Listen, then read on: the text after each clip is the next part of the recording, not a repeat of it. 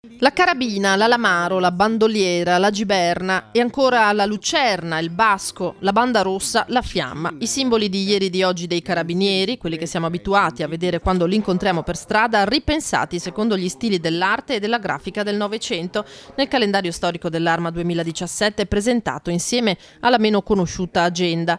Una tavola per ogni mese un segno distintivo dell'Arma e della sua storia. La tavola di gennaio non poteva che essere dedicata alla carabina, dalla quale l'Arma prende il nome, realizzata in una grafica ottocentesca. Fa da scenario la città di Torino, dove i carabinieri sono nati con le regie patenti del 13 luglio 1814.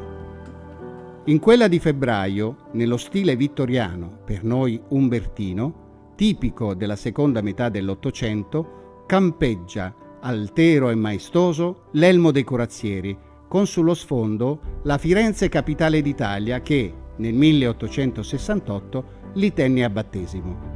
Un simbolo lui stesso, il calendario storico, nato nel 1928 e costretto a una sola interruzione nel secondo dopoguerra, dal 1945 al 1949. Fin dalla sua prima pubblicazione è andato a descrivere quelle che sono state le gesta, quelli che sono i valori a cui ogni carabiniere si ispira.